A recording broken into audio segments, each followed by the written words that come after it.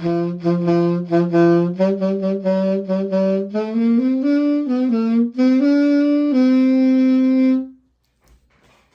and welcome to the table. I'm your host, Teen Wolf, and today we are going to be talking about Mishra. Mishra's deck. Mishra's side of the battlefield. Or at least the first deck that's going to be on his side. So, Mishra claimed by Gix. The newest and most powerful Mishra, in my opinion, printed. And, I've seen a flaw with, people playing Mishra. Mishra is a red and black card. I've only seen people play red and black. Mishra cares about creatures. I've seen a lot of people play Mishra with non-creature spells in the deck. So, I thought to myself, well, Mishra cares about creatures. So, let's let this deck be an entire creature-based deck. Yes, I'm playing a deck with black in it with no removal. That's weird to me. But hey, here we are. This is the new kind of standard. And then I thought to myself, okay, red and black, it's good with creatures and all, but it needs another color to support it. So yes, this is going to be a 3-color deck. And I thought to myself, what other color in standard cares the most about creatures right now? I kept thinking to myself, it's definitely not blue. Definitely not blue. I don't think it's white. So what else is there? Green. So I'm playing Mishra, but it's a red, black, green creature aggro deck. Yes, I'm playing Jund creature aggro built around Mishra. Let's get into the video. Okay. So this is an all creature deck. How many creatures are in the deck? 37. How much does this deck cost? $263. Not expensive at all, right? Right? I'm sorry, guys, but I mean, I want you to be able to build these decks because I guarantee they're going to be fun, but there's so many good cards right now in Standard that cost so much money. And it sucks. And it annoys me. But the first creature, it's not expensive. It's Evolved Sleeper, 4 copies of it to be exact. 1 black mana, 1/1 creature, human, that for 1 black mana, you can turn it into a human cleric. That's a 2/2.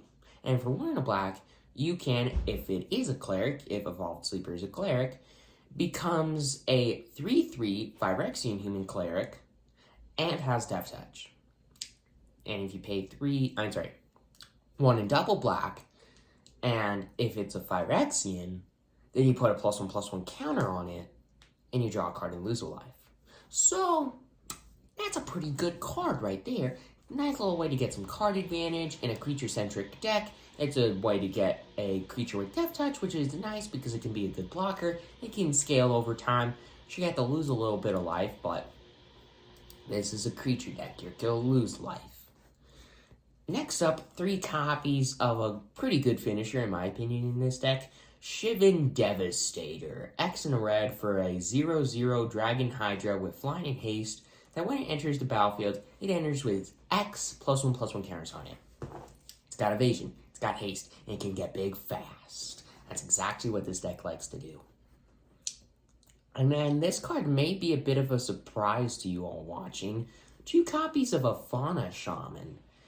1 in a green 2/2 Elf Shaman. That, for 1 green, you can tap it and discard a creature card. That's going to be really hard to do. And then you search your library for a creature card, put it in your hand, and shuffle. Now you may be thinking, okay, so he's just get a tutor, so just like an Urza, I'm sorry, not Urza, a Mishra if he has the Dragon Engine or vice versa, or just get one of the 2 and then get the other one next turn. Well, my friend, you are mistaken. Those are not the only two finishers in the deck. And let's just say, I have another incredibly good finisher in this deck. And, well, I should say three more incredibly good finishers in this deck. So, let's see what those other ones are. Now, before we get into the first one, we got Llanowar Loam Speaker, which for 1 and a green is a 1/3 elf druid that I have 3 copies of, and I can tap it for a mana of any color, or I can tap it to make one of my lands a 3/3 elemental creature with haste, but it's still a land. So, nice way to turn my lands into creatures if I'm a little creature light, or just a good way to ramp into some of my bigger spells, which there are definitely some of those in this deck. Now, first good finisher to get with Fauna Shaman. 4 copies of Quirion Beast Caller. One of the main reasons I wanted to add green to this deck. 1 and a green Dryad Warrior that starts off as a 2/2, but whenever you cast a creature spell, you put a +1/+1 counter on it. And then when it dies, you distribute those counters among your creatures. You can put them all on one creature, multiple, whatever. You just get to distribute all of those counters. That's not broken at all. And then a good card in this deck just to get some continuous creature, just continuously playing creatures to put counters on the Quirion Beast Caller and have creatures to trigger the Mishra. Tenacious Underdog, a classic 1 and a black 3/2 human warrior that you can pay 2 and double black and 2 life, pay 2 life, to give it haste until the end of turn, and you have to sacrifice it at the end of turn. And then when it would die this turn, you get to draw a card. And you may blitz this card from your graveyard.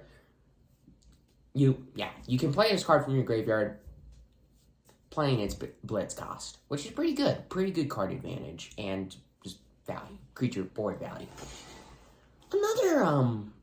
Another good finisher in this deck that I found to be incredibly good in this deck is one of the main reasons this deck is as expensive as it is. Gix, Yawgmoth Praetor. Yes, that card's in this deck. 1 double black, 3/3 legendary Phyrexian Praetor that I have 3 copies of, not 4, because I don't want to draw it all the time. But anyways, it says whenever a creature you control deals combat damage to one of your opponents, you may pay a life. And if you do, you get to draw a card. That's pretty good. Now, that's good and all, because card advantage in a creature-centric deck, pretty solid. But there's another thing that's pretty good about this card. 4 and triple black, and you can discard X cards, which with his ability, you can discard a lot of cards to this ability.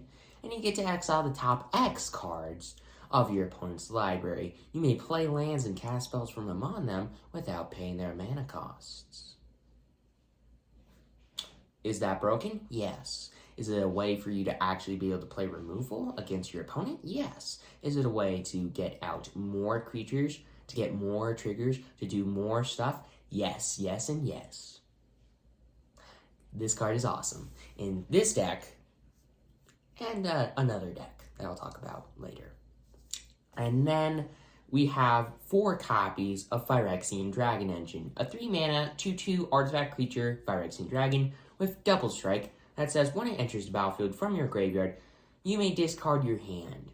And if you do, draw 3 cards. Now remember, from your graveyard, you have to play this card from your graveyard to do that. And it's a May ability as well. Now you can unearth it for 3 and double red. And sure, at the end of your turn, you have to exile the thing, but yeah, it's worth it. But this card melds with Mishra. Got 4 copies of it as well. 2 black, red, 3/5 legendary Phyrexian Human Artificer that says when you, the player, attack. Not when this card attacks, when you attack. Each opponent loses X life, where X is the number of attacking creatures you control, and you gain X life. Now, if you are attacking with both Mishra and Phyrexian Dragon Engine, which is easy to do, but it's harder to pull off than you think, you exile them and meld them into Mishra Lost to Phyrexia, which, when this enters the battlefield or attacks, only get one trigger, not 2 triggers, just 1. It is a legendary artifact Phyrexian Artificer that when it enters the battlefield or attacks, you get to choose 3. And oh, by the way, it's a 9/9. So that's pretty good. Target opponent discards 2 cards. This card deals 3 damage to any target. Destroy an artifact or planeswalker.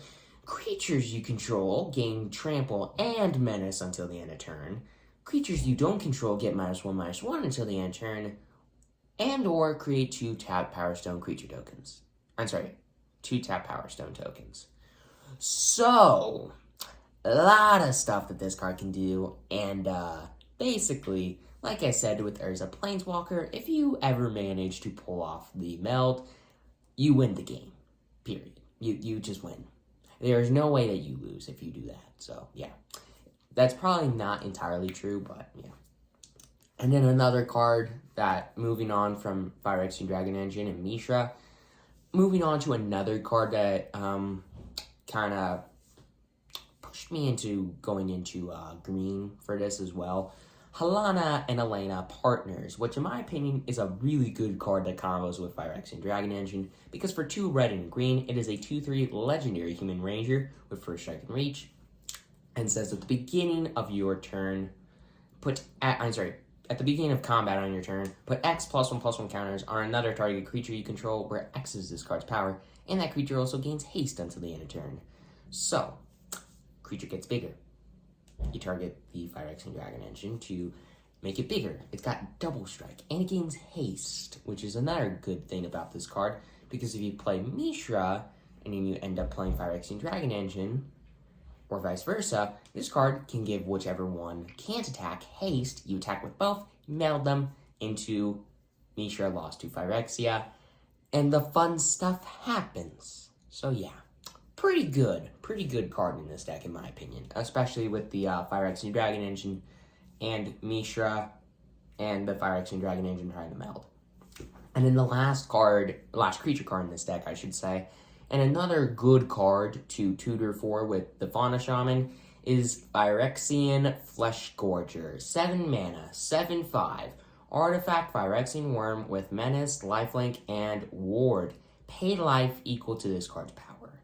So you may be thinking, that card's expensive.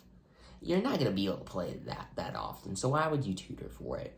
Well, if you can't pay the 7, you can pay 1 in double black to prototype it, playing it for its smaller part, turning it into a 3/3, but it's got all the same abilities. So, sure, you're not going to be able to play the big version of it, but it's still a 3 mana 3/3 with Menace, Lifelink, and Ward. Pay 3 life. That, my friend, is an incredibly broken card, because it's got a little bit of it's got flexibility, which is really nice in this creature deck, because it can be a really good early card that can also be pretty good with Halana and Helena. And also later on, if you have 7 mana lying around, this can be an incredibly good finisher that also gains you a chunk of life, which is really good in a deck where there's a lot of ways to where you can lose life between all the pain lands, between the Gix, the Tenacious Underdog, etc., and the Evolved Sleeper. Having the Phyrexian Flesh Gorger with the lifelink in it is really good in this deck, and I didn't say this for Mishra, but it's also good that it allows you to gain life. So yeah, having those 2 cards to gain you life when you're down life and you're about to die, you just go back up. It makes it that much easier for you to win without having to worry about your opponent killing you out of nowhere. And then, with all of that aside, let's get into the 23 lands in this deck, because, yeah, there are a lot of expensive cards in this deck. I mean, the deck's average mana value, which currently is 2.78, it would be a lot lower if Phyrexian Flesh Forger wasn't 7 mana, because I'm always going to be paying the 3 mana part of it usually. So it's 2.78, but it's more like 2.6. But anyway, that's not a big difference. But anyways, let's get into the 23 lands in this deck. Alright, there are a lot of lands in this deck. I mean, like, different copies of lands. That's what I should be saying. First off, there are 2 copies of Death Cap Glade, which enters tapped unless you can control 2 or more other lands, and taps for a black or green. Haunted Ridge, 1 copy of it. It is the exact same thing except for red and green. And Rockfall Vale, 1 of, exact same thing except for red and green. And then 3 copies of, if I can find it, 3 copies of Carplesson Forest, which taps for a colorless or taps for a red or green, but it deals the damage to you. It's the red and green pain land. It's a good card. Just don't get annoyed with the pain lands. But anyways, so 3 copies of that, and then 3 copies of Llanowar Waste, which is the same thing, but for green and black. And then 3 copies of Sulphurous Springs, which is the same thing, but for black and green. And then 4 copies of Ziator's Proving Ground, in my opinion, one of the best Triomes nowadays. And yeah, anyways, it is a land, forest, mountain, swamp that enters tapped, sure, but it can tap for a black, red, or green, and you can pay 3 mana to discard from your hand to draw a card, which is pretty good. And then there's Takenuma Abandoned Mire to get back any of the creatures that you may have died that you want back, like Mishra or Phyrexian Dragon Engine. It's a legendary land that taps for a black, and you can pay 3 and a black to discard it to mill 3 cards, and then return a creature or planeswalker card from your graveyard to your hand. The ability costs 1 less for each legendary creature you control, which, actually, there are a decent amount of legendaries in this deck. You got Mishra, you got Halana and Elena, you got Gix. So, I mean, that's 3 right there.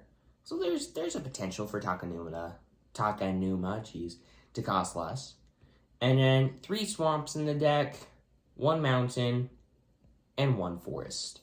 So yeah, a lot of lands, all of which help to just fix the mana in this deck. And overall, this morning I was tweaking the deck because I was kind of nervous. The deck, to me, didn't seem as good as it could be. I added in cards like Gix and Llanowar Loam Speaker to get some extra mana. And overall, I think the deck is going to be a really good deck. It's going to perform really well in my opinion. And I personally think that this is going to be one of the best new aggro decks in Standard. Because it comes out fast, it comes out strong, and it is hard to kill. Because there are ways to play cards from your graveyard, like with Tenacious Underdog and Phyrexian Dragon Engine, and then having the one of Takenuma to get back one of your important combo cards like Mishra or Gix even. And there are just some really powerful finishers in this deck, like the Halana Elena with Phyrexian Dragon Engine, Gix, Mishra, Phyrexian Dragon Engine, or just Mishra on his own, Phyrexian Flesh Forger, Fauna Shaman, getting any of those, Quirion Beastcaller. I mean, just you name it, this deck probably has it. There are a lot of really good cards in this deck, and I cannot wait for all of you to see this deck actually in play, doing crazy broken things. And yeah, I will see you in the next and last deck tech for Brothers War, where it is going to be centered around Gix.